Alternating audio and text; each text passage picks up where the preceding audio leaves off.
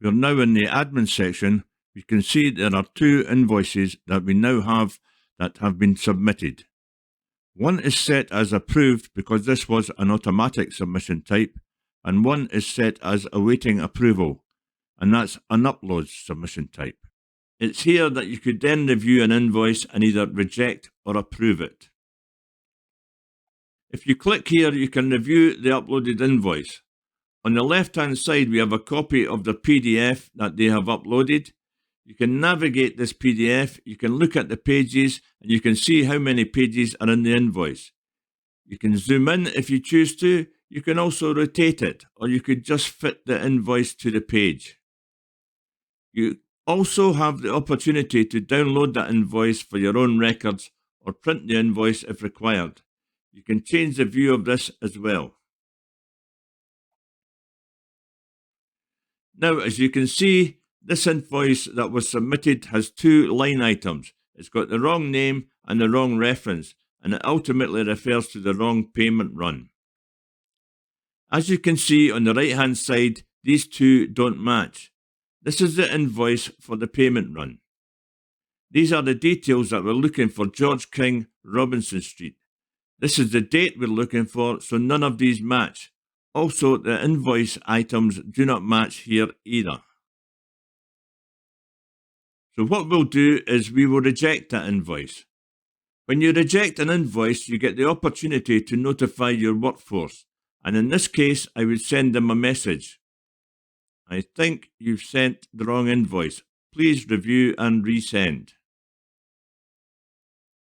I can send that as a push notification. You can also choose to send that as an email or as an SMS where costs apply. In this case, I'm going to choose to send a push notification. That will then take me to the next invoice to look at that's in the table.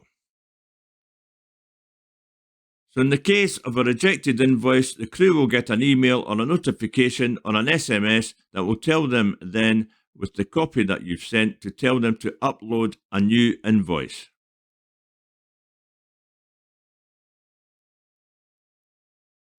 In this case, they would then go into their app. They'd get the push notification, email or an SMS. When they go to the app, they can see that this invoice is rejected.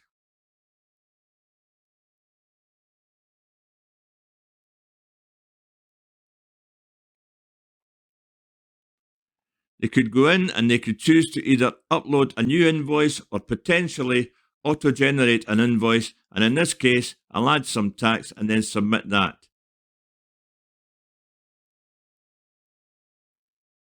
In this case, it will now go to awaiting approval. So then, when an admin goes into the invoicing section, you'll have an invoice sitting there ready to approve. Now, going into this, you can have a look and then you can approve the invoice.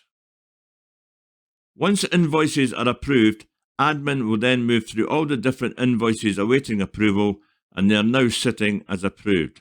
It's important to note that you can also navigate through the different invoice summaries for the invoices that are filtered in the invoicing table using the previous and next buttons. And if you want, you can filter invoices to be whichever filter that makes some sense for you. And when you're looking at the pop-up, it will just cycle through the invoices back here on the filtered list. That's it.